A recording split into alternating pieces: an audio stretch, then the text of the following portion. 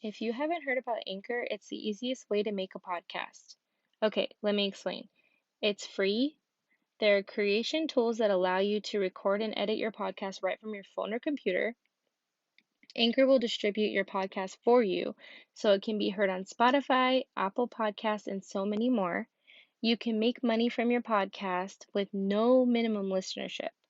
And it's everything you need to make a podcast in one place. It's super easy. Download the free Anchor app or go to Anchor FM to get started.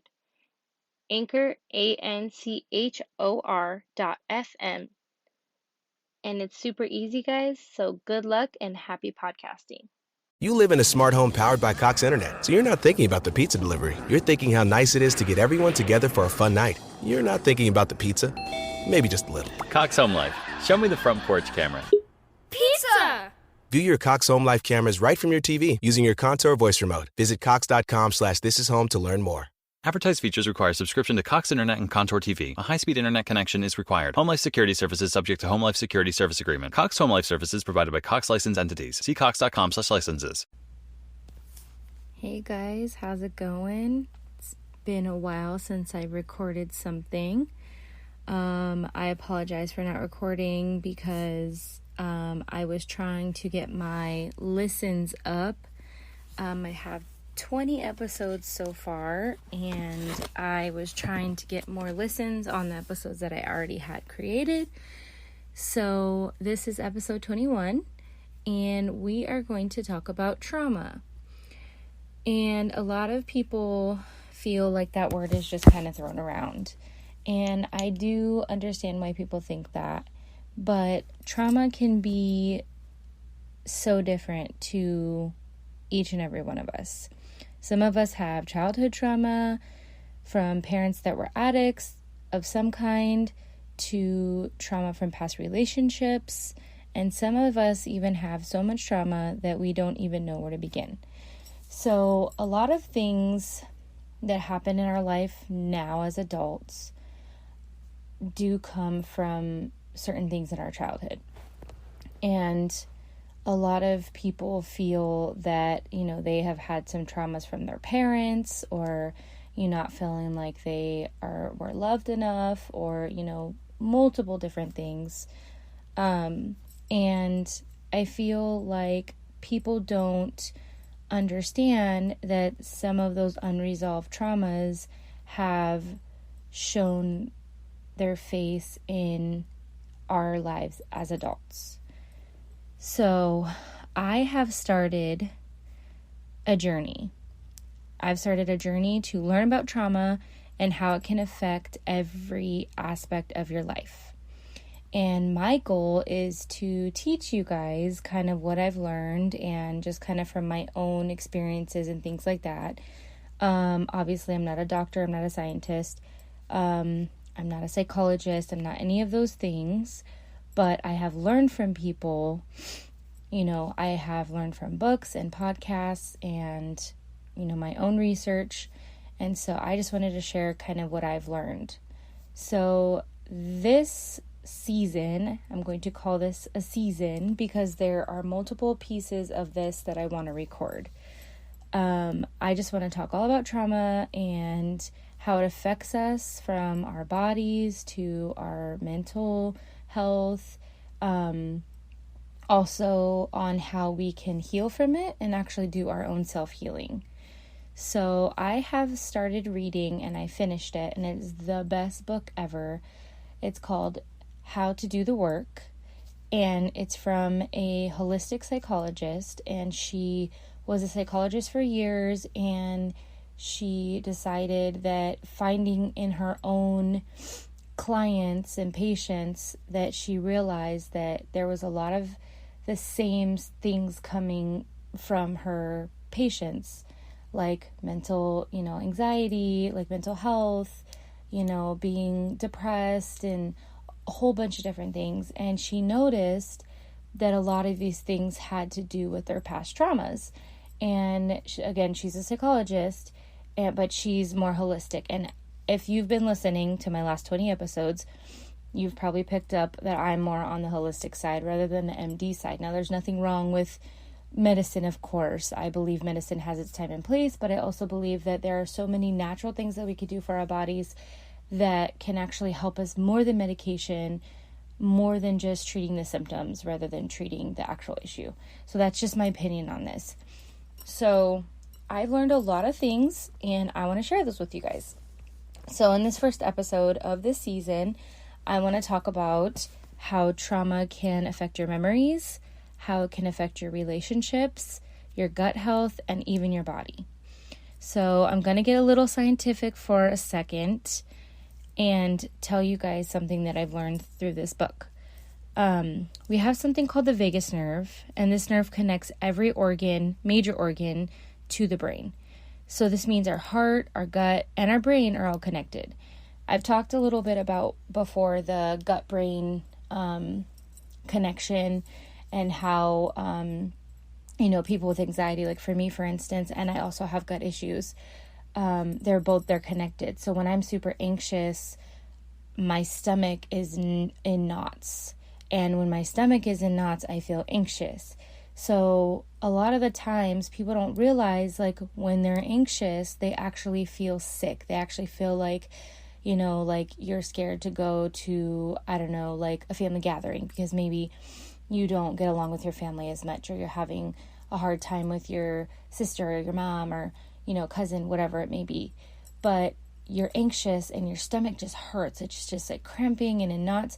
That's actually connected to the feeling of anxiety and the gut-brain health, or the gut-to-brain connection.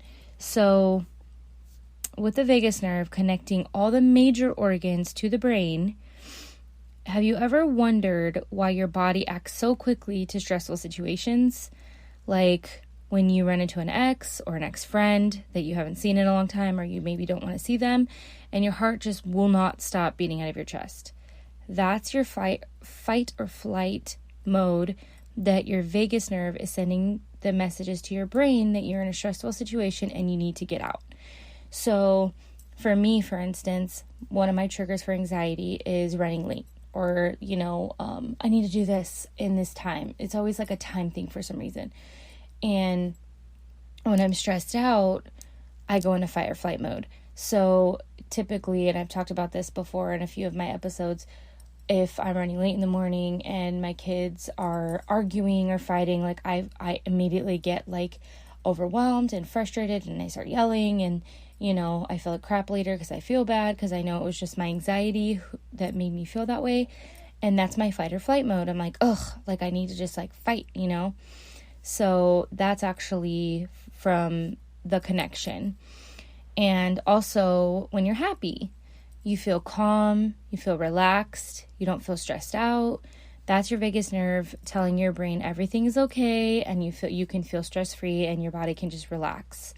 So a lot of this, which I'll talk about in another episode, a lot of this meditation and yoga and those kind of practices, the stillness practices, actually help your body in that way where your body is just calm and relaxed, and it's the vagus nerve is telling your body or your brain that you're okay and you're relaxed and you're calm, and that's actually scientifically proven to help your brain and all of your nervous system come to a calm feeling. And that's the calm feeling that you get from when you meditate, or if you do yoga, like how you feel afterwards. Like I did yoga this morning, and even though it was flow yoga, so it's a little bit faster, I felt very relaxed afterwards. I felt stretched, I felt relaxed, and like my body was just calm.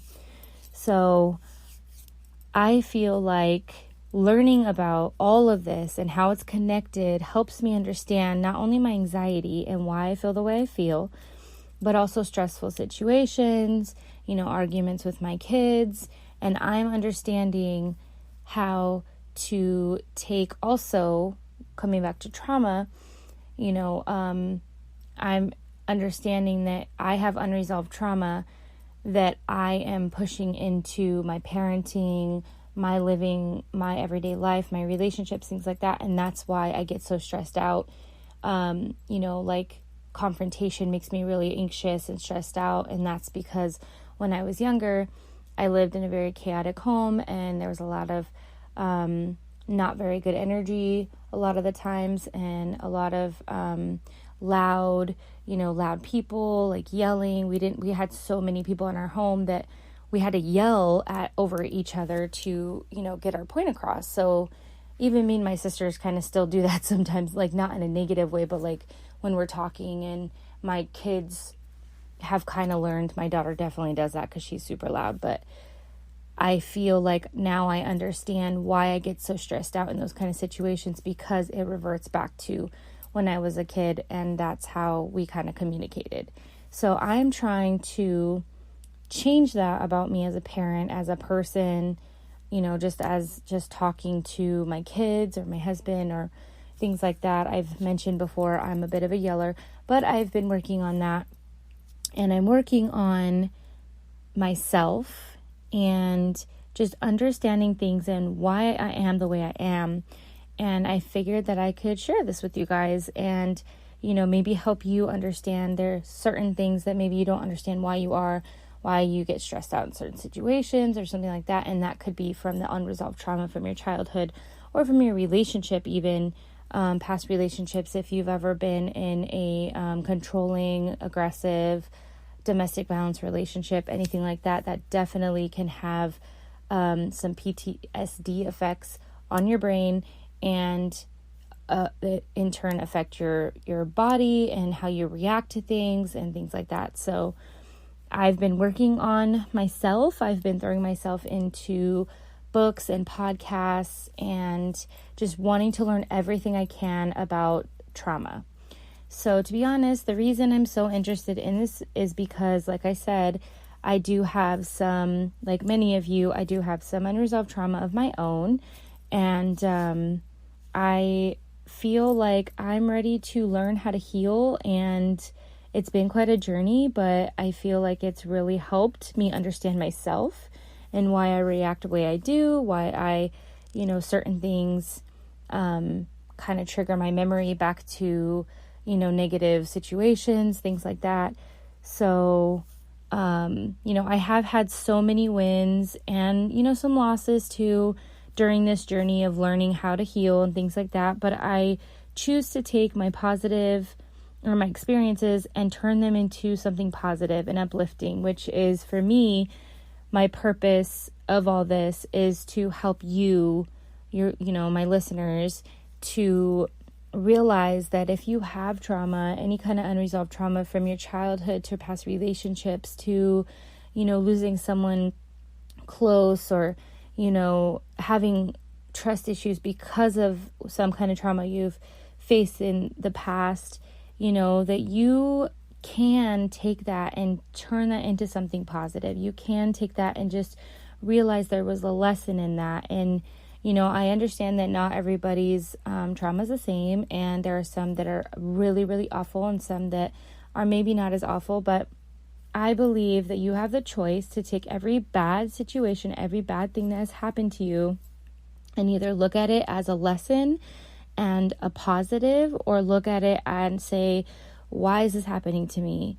And almost like wallow in self-pity. And I'm not saying that everybody, that has anything that has happened to them is just wallowing self-pity, because believe me, I've had my share of pity parties, and I have, taken things that have happened to me in the past, and I've just wallowed in them, and I've just been like, oh, poor me, why did this happen? Blah, blah, blah. And some people, that's how they can deal with their things. And some people, it just doesn't help at all. You know what that did for me? Absolutely nothing. It did absolutely nothing for me. It kept me down and made me feel helpless. I don't know about you, but I don't ever want to feel that way ever again. And you shouldn't either, because you're not helpless. You're strong. You can get past this. You can overcome any trauma that you've ever experienced, no matter how bad it is. You can overcome it. And I believe that, trauma doesn't only affect our memories, or our body. I mean, it literally can affect every single thing